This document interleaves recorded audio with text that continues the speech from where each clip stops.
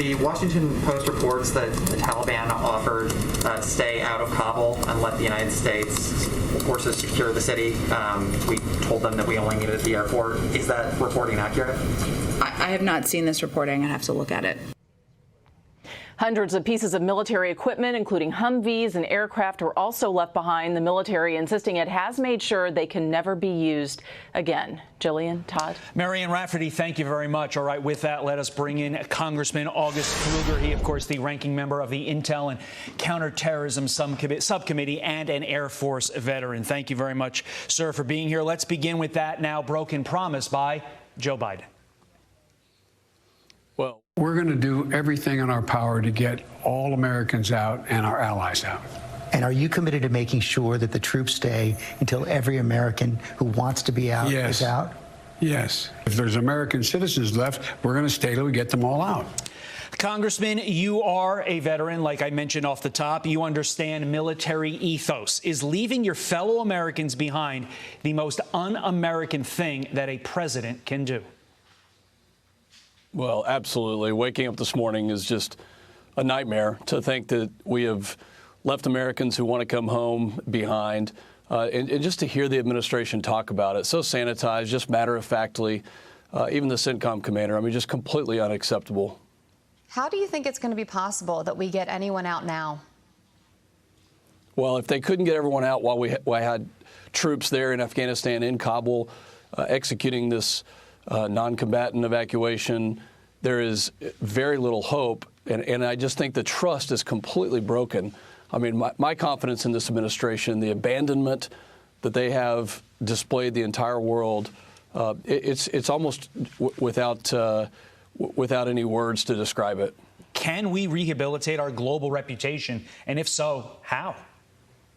Well, it's a good question. I mean, you see the British Parliament, the government of Germany, really condemning these actions. And I think we're going to see the impact not only in NATO, but we're going to see it with our allies in the Far East, with Japan and Korea and those, because, China, I've said this before, China is watching, Russia is watching.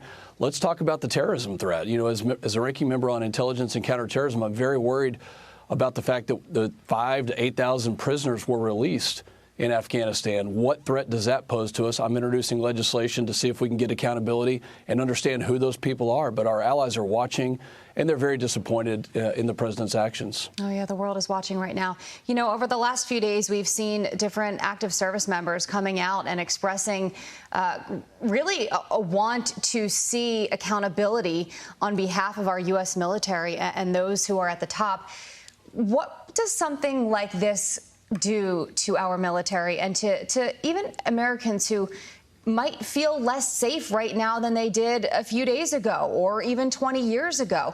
We just hope that this doesn't cause a fracture within our military. Should that be a concern right now? Absolutely, it's a concern. And I think you look at all of the troops, from the 4-star all the way down to the private. And they may not agree with the decisions at times, but they always know that the commander-in-chief has their back. I think that's in question right now.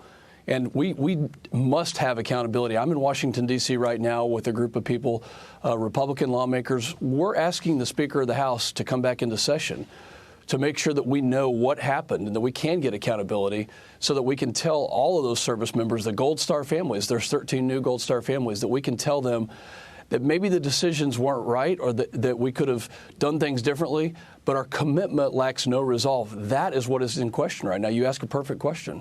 It's highly demoralizing to all involved. At least it has to be, in my estimation. Let's focus on the counterterrorism part of your resume, sir. I'm looking at this and looking at a de facto open border on the southern border. I'm looking at an Afghanistan that is now a hotbed of terrorist activity, or at least can be in the weeks and months to follow, with really no presence in the area to prevent it.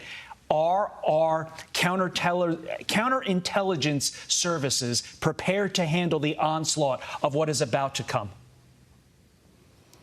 Well, I think everything's in question. Again, the American confidence in this administration's ability to keep us safe, at least mine for sure, is weakened at this point in time. And understanding whether or not they're going to keep this country safe and secure. We know what they've done to us on the southern border. They've opened it up, and now we have a hotbed. and a complete void of power in Afghanistan. I was texting just minutes ago before I got on the show with folks there in Afghanistan, understanding what the situation is like. They're very worried. There's bad actors that have actually slipped through the cracks and gotten into places like Qatar, in the camps that maybe they were on the first couple of flights. We need to understand who's coming into this country. And right now we've got 1.2 million folks who've come in illegally on the southern border. And we're going to add to that threat by opening up Afghanistan as a safe haven for terrorism. Okay. Congressman August Pfluger, thank you so much for joining us and for your service.